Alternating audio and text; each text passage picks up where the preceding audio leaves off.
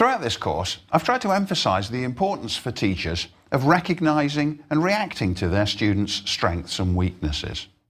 Good teachers should constantly be putting themselves in their students' shoes and trying to see what the situation looks like from the learner's point of view. This is learner-centred education. As teachers' difference in age from their students increases, the challenge of understanding them in some respect grows, offsetting the accumulated advantage of having had more years doing the job. A teacher like me, who grew up in the age of record players and fountain pens and handwriting, sometimes finds it a little bit difficult to adapt to the assumptions of students who've grown up in the age of iPods and web literacy and so on. I grew up where the whole concept of even things like ATMs and cell phones was completely unknown, and I'm aware of different assumptions. What's more, when you're a settled suburban professional like me, it's sometimes easy to forget that the students you meet in your classes have complicated involvements outside of their schoolwork, and that they're often leading very turbulent emotional and personal lives. And the trick, obviously, is to be aware of the turbulence without becoming involved in it. But you've got to know that it's going on in their lives, and that even if you're thinking principally about class, they're probably not. On the other hand, many other elements of the teacher-student encounter remain more or less the same from one generation to the next. We can read Plato's dialogues and think, oh yes, here's the teacher and student in a very familiar way discussing ideas several thousand years ago. There's still a great deal of value to be had from remembering what it was like to be a student. Try to remember how you felt, not in the classes where you were clearly excelling and doing well, but the ones where you were weakest and where you were most prone to anxiety and to depression, and where the right kind of teacher would have been incredibly valuable to you. And then try to be the teacher you wished you had at that time, rather than the teacher you actually had.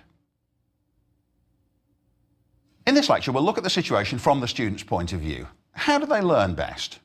What do they want? What do they like and what do they dislike? How well are they being served by their teachers? What responsibility are they willing to take for their own successes and failures?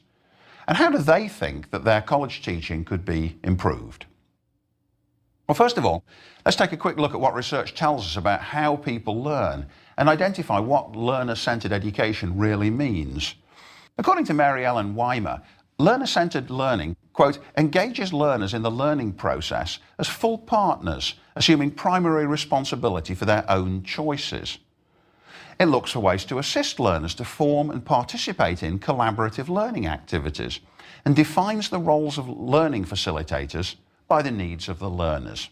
In other words, that makes perfect sense. She notes that student engagement and involvement and connection with their learning motivates them to work harder, which is what we would expect. But how do you get that engagement, given that it may have been a long time since you yourself were learning the material you're now teaching? Good teachers never stop learning, and the very best ones will occasionally subject themselves to the process of being students once more, with all the attendant indignities, so that they can remember to integrate the novice's perspective into their approach. Now, all the disciplines are changing rapidly, and conscientious teachers need to be students of their fields all the time. You have to keep up with what's going on in your own discipline if you're going to teach it effectively and not become increasingly anachronistic.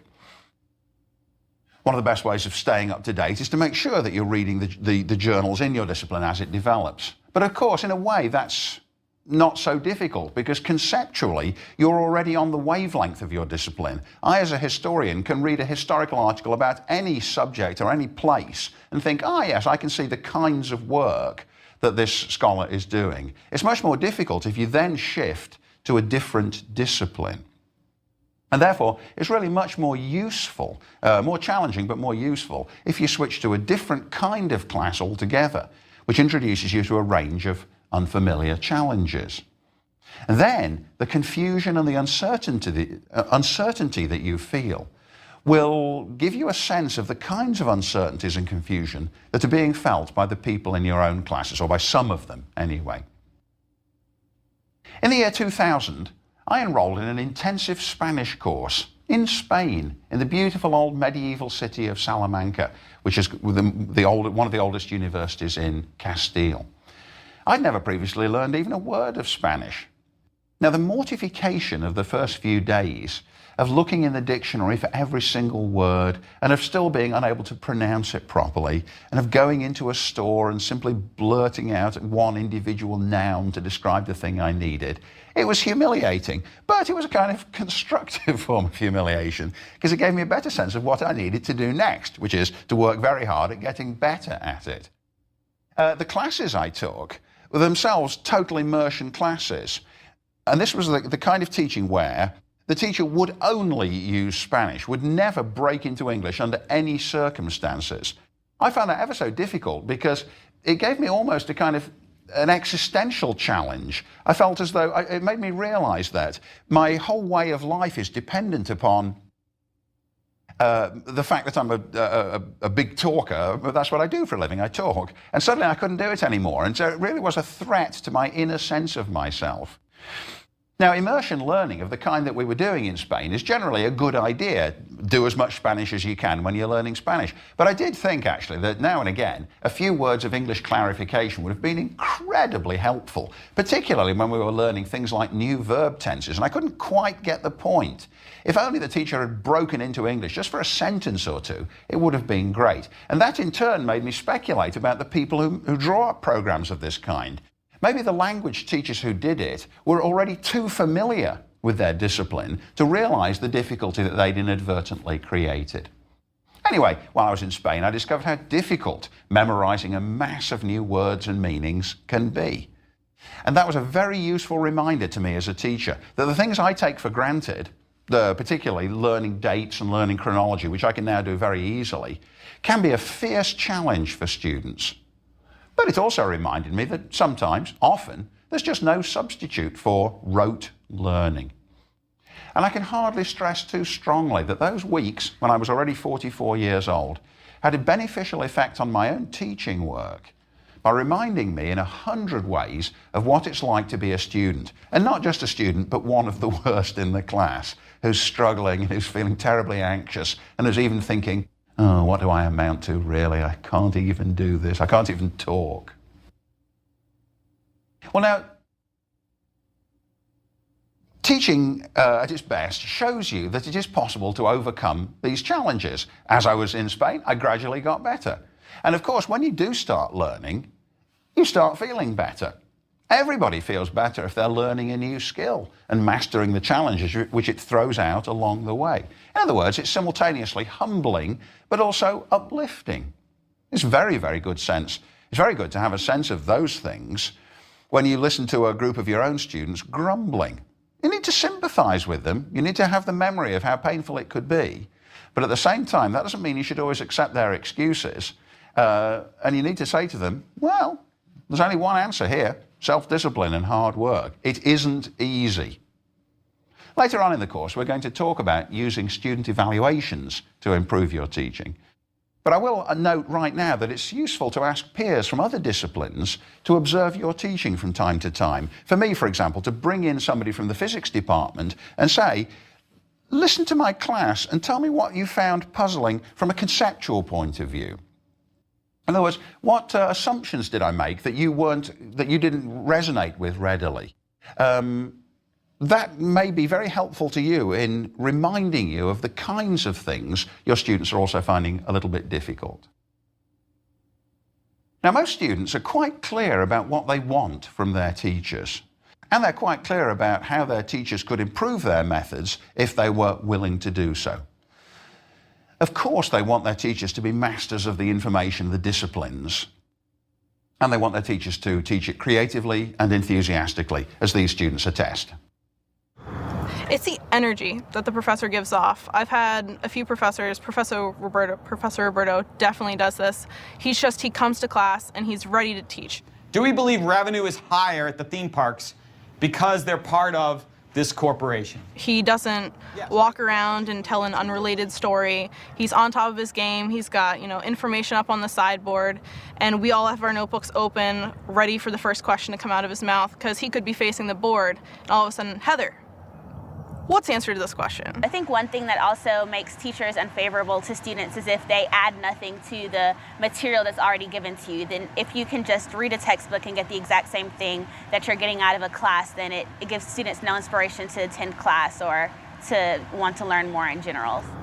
The students also want courses that help them to develop intellectually and to take responsibility for their work rather than simply memorizing a mass of information. They're always aware whether the teacher's gone the extra mile or whether the teacher hasn't.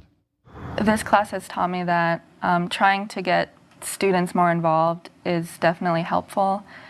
We can develop our own ideas and we don't have to just be relying on the professors. We can come to our own conclusions, which is a good feeling. Having the intellectual freedom to choose what we wanted to and learn more about specific topics that we were interested in, I thought was very encouraging. Sometimes you do need to be handed the answer and say, this is how people have solved this problem in the past.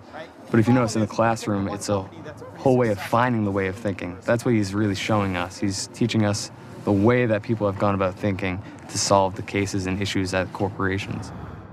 The students on the whole favour a classroom atmosphere that's stimulating, but also in some respects reassuring. One of the many things I learned while interviewing students for this course, and previously in informal conversation with students, was how much they don't agree with my idea that it's a good idea to have a little bit of tension in the classroom, making everyone feel slightly anxious, and therefore, as I see it, all the more alert. Overwhelmingly, they rejected this idea of mine. They said that they favoured a comfortable classroom atmosphere. Now, I'm certainly willing to entertain the possibility that I'm just wrong about this.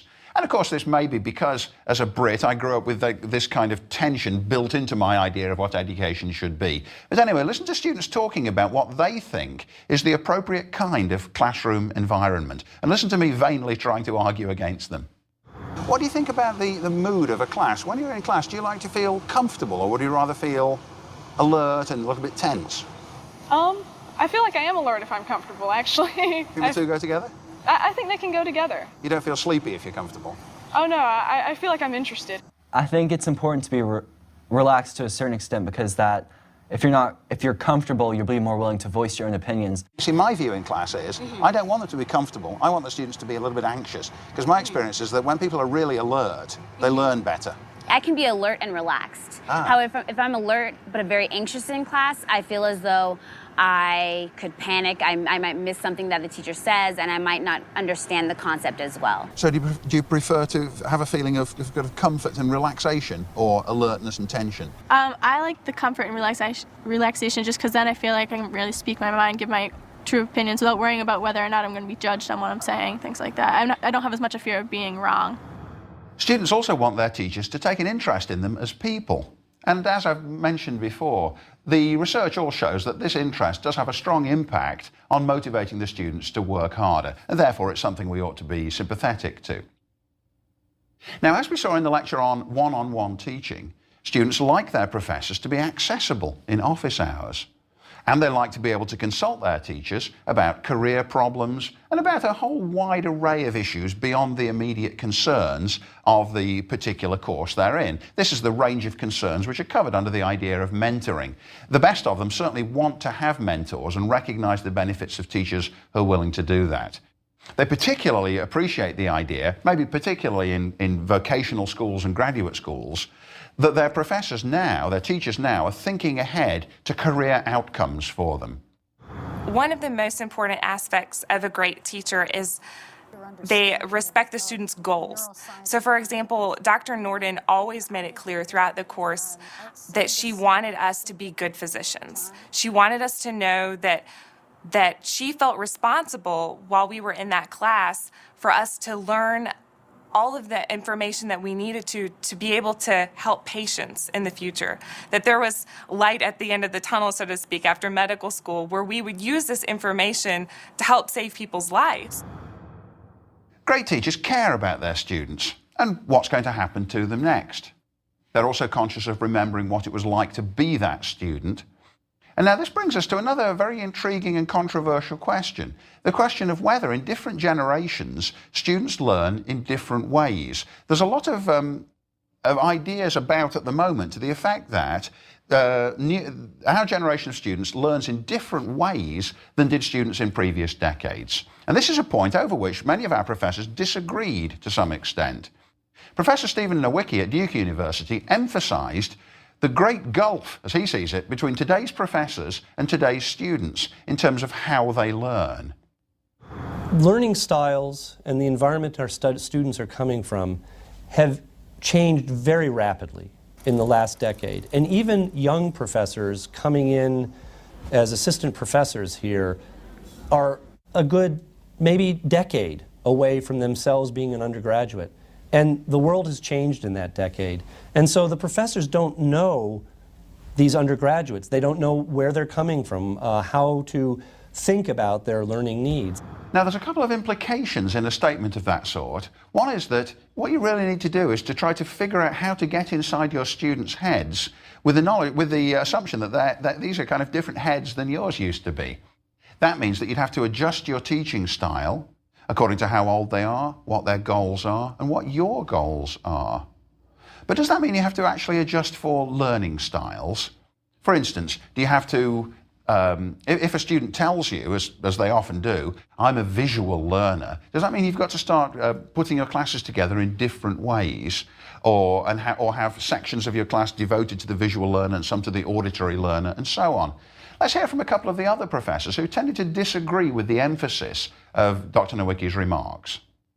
I just finished a great book a few months ago by Daniel Willingham. He makes some great arguments, one of which is that while it may be true that students have different learning styles, there's no evidence that we know how to adjust our teaching to those styles and therefore raise student performance. His basic argument above and beyond that is there's more similarities than there actually are differences in the way we all learn. And yes, there are different learning styles, but actually you become a better teacher first by mastering all the stuff that matters to everyone. Are you familiar with the literature on different learning styles, the idea that some students are visual learners and others are oral and so on? I am familiar with this literature. I think there's some value to it. I think people can take it a little bit too seriously. So I would say it's nice to know about those things, to recognize that the way I learned is not universal. The students are not little mini-me's. That's an incredibly useful thing for any instructor to find out about.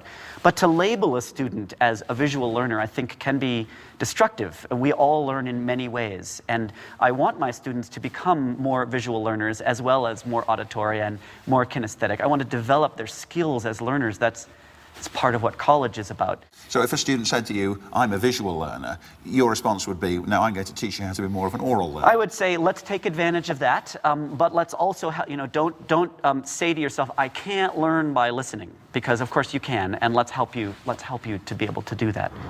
Now, I think their skepticism is salutary, it's necessary.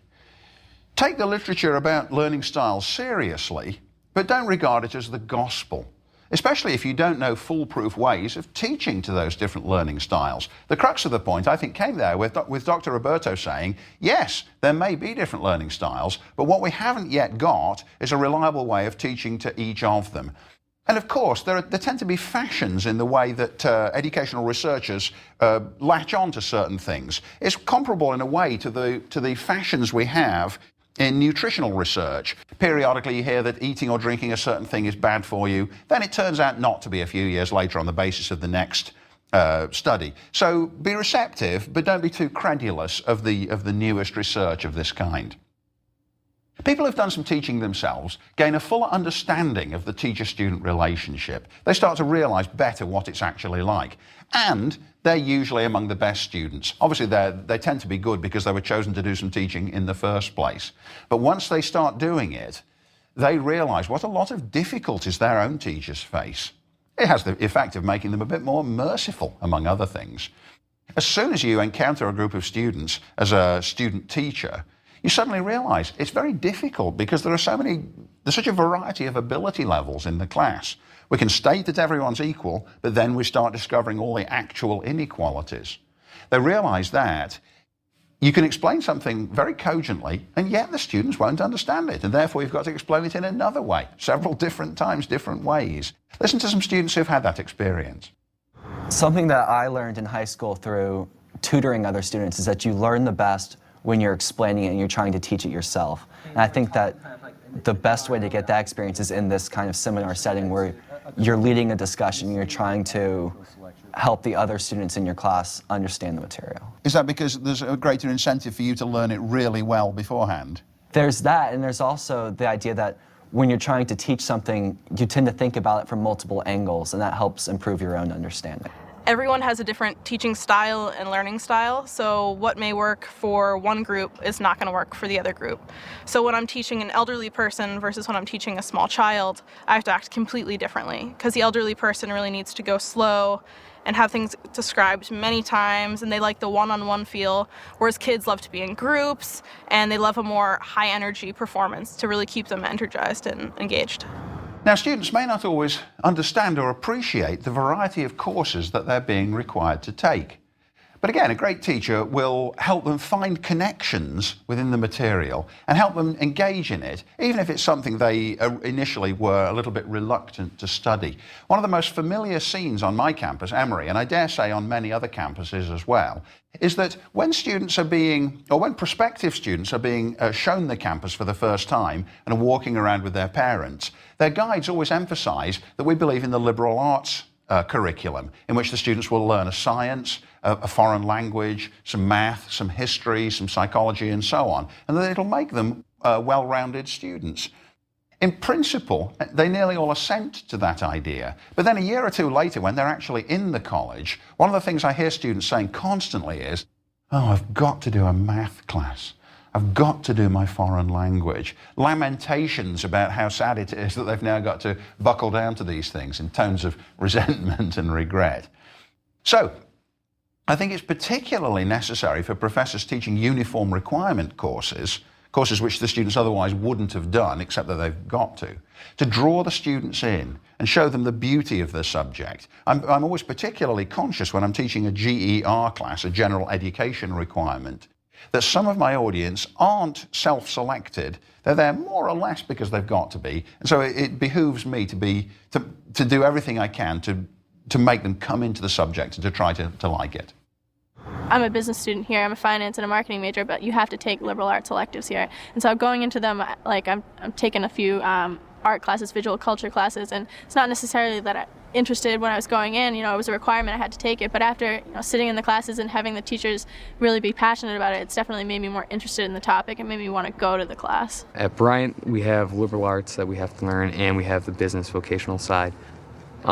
Without the liberal arts, you kind of lose that thirst for learning more. And do you think the liberal arts preparation is actually likely to make you better in your job, or that it's good for different reasons? I think it can make you better in your job. I've always liked art, and that's not anything to do with business, but I use it in business all the time, just in how I do things and my way of thinking. And again, if it's about the way of thinking, then it's not so much what you're learning, but how you're learning it. Now, in all those cases, as you could see, the students were receptive to new experiences. Particularly the business students were happy to take art classes and didn't particularly resist it. You'll certainly get more resistance than that from some students, but even so, they can't help. If you show that your subject is fascinating and lovely, it kind of creates in the students' minds the possibility, yes, even that, even statistics, even physics is potentially likable. There are people who like it. That knowledge itself is more likely to have a positive effect on you. Now, students who, I should also say that there are students who are terrifically enthusiastic about the liberal arts, this broad education that so many colleges offer today. Students dedicated to this ideal often dislike the premature professionalism that they encounter in college. They don't like the fact that while the students are supposed to be studying the broad spectrum, they're actually thinking very, very acutely about their immediate particular professional future. My freshman seminar had an interesting moment.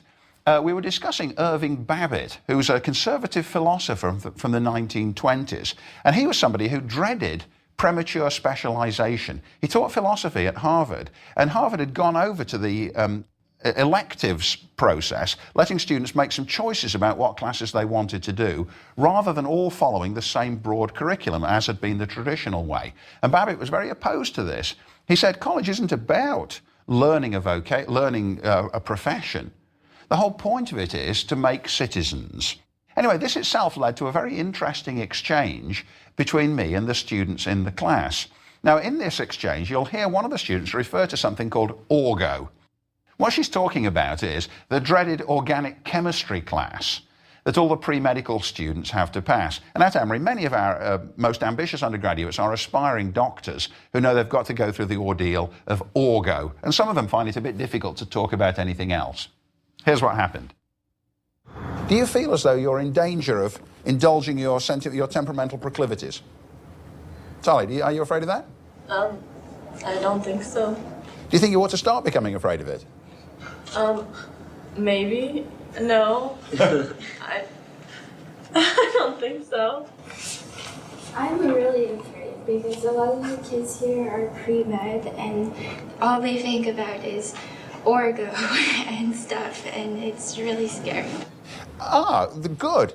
All they think about is Orgo and it's really scary. So do you feel they have, in fact, been prematurely warped? Yeah.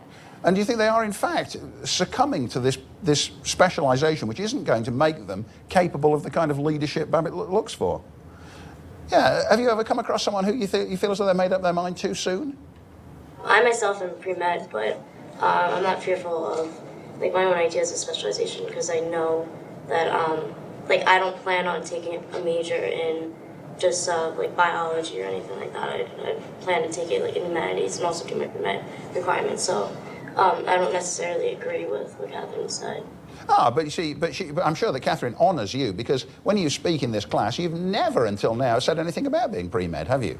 It's not as though you're prematurely narrowed by your ultimate objectives. No, I'm not prematurely preaching pre-med. Right, and Babbitt isn't saying we don't need doctors.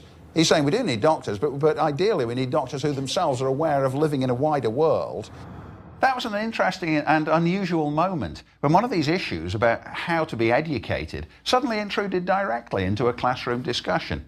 And I think it's a good example of how the interests and concerns of students can be integrated into the material, which in turn, of course, heightens the students' engagement, since it suddenly feels directly relevant to their own lives. It was a nice moment where seemingly remote things like the cogitations of a philosopher of the 1920s suddenly turned out to have a very direct and immediate relevance to their own lives. Well, now let me summarise what we've talked about in this lecture. First of all, you can't be a good teacher if you've forgotten what it's like to be a student, and especially what it's like to learn your own material from scratch. That doesn't mean that you should always accept students' excuses when they haven't done their work, because the experience of being a student or becoming a student again will certainly remind you that in the end there's no substitute for self-discipline and hard work. In most respects, it behooves us to listen to the students' thoughts about their teachers. They're right to praise enthusiasm, knowledgeability, accessibility, and empathy. When we disagree with their views, we need to be sure that we have adequate reasons for doing so. That doesn't change the point I've made several times during this course that, in my view anyway, the teacher-student relationship is one of inequality. Students are actually less likely to be deceived into thinking that it's a relationship of equality than teachers are. They don't think it's a meeting of equals because they never forget the fact that at the end of the semester, the teacher's going to evaluate them and give them a grade. And that itself instantly does create a hierarchy which they acknowledge, even if you find yourself doubting it. In thinking from the student's perspective, try to work towards learner-centered discussions and content and development. This will have the benefit of setting the students up to take charge of their own learning, deciding when they need information, where to go for it, and how to judge its worth and reliability. We're teaching them how to do without us, in a way. Lastly, in all learning environments, present material in ways that are meaningful to the students whenever you possibly can. If you can relate what you're teaching to something already relevant or important in their lives, they're more likely to understand it and remember it than if it's too detached and remote. Now from here, in the next lecture, I'll turn to this question of examinations, evaluations, and feedback, the kinds of issues that come up as any learning project comes towards its end.